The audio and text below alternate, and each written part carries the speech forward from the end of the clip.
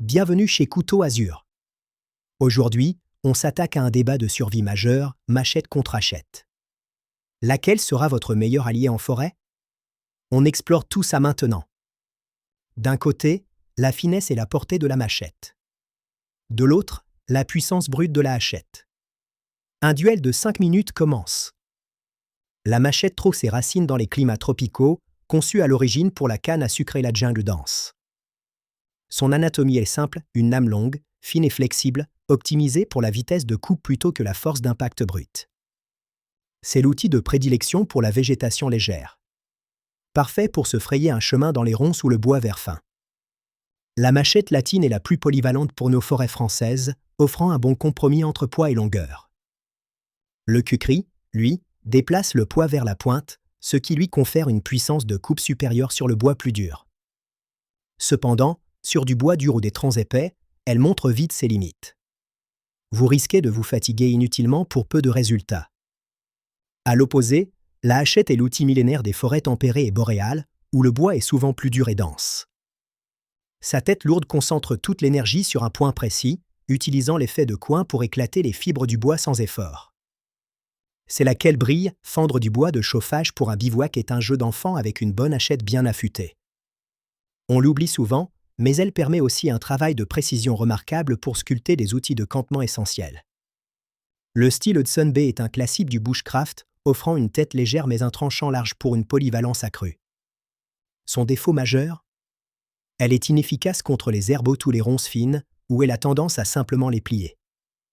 En termes de transport, la machette est plus longue mais plate, tandis que la hachette est compacte mais beaucoup plus dense dans votre sac. Le bois offre un meilleur amorti des vibrations, alors que le polymère moderne est quasi indestructible face aux intempéries extrêmes. L'entretien est vital. Une machette s'affûte comme un grand couteau, avec un angle fin pour un tranchant rasoir et précis. Pour la hachette, on cherche un tranchant plus robuste, capable d'encaisser les chocs répétés contre le bois dur sans s'ébrécher.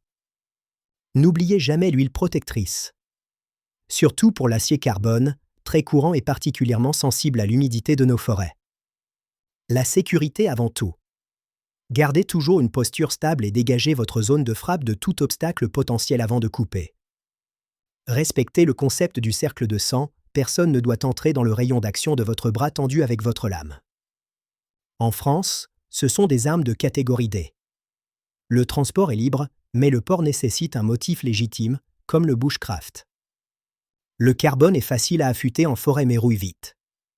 L'inox est robuste face à l'eau mais bien plus dur à aiguiser. Choisissez bien. Un bon étui assure votre sécurité. Le cuir est noble mais sensible, le Kydex est moderne, léger et offre une rétention parfaite. En cas de pépin, ayez toujours un kit de secours. Un pansement compressif peut sauver votre sortie en cas de coupure accidentelle grave. Enfin, respectez la forêt. Ne coupez que le nécessaire. Privilégiez le bois mort au sol pour préserver nos magnifiques arbres vivants. Pour une randonnée estivale avec beaucoup de ronces, la machette sera votre meilleur allié pour ouvrir le passage facilement.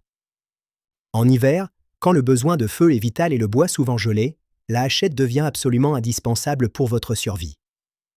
Alors, le verdict? Machette pour le verre, hachette pour le bois dur. L'idéal est de connaître son terrain avant de choisir son compagnon.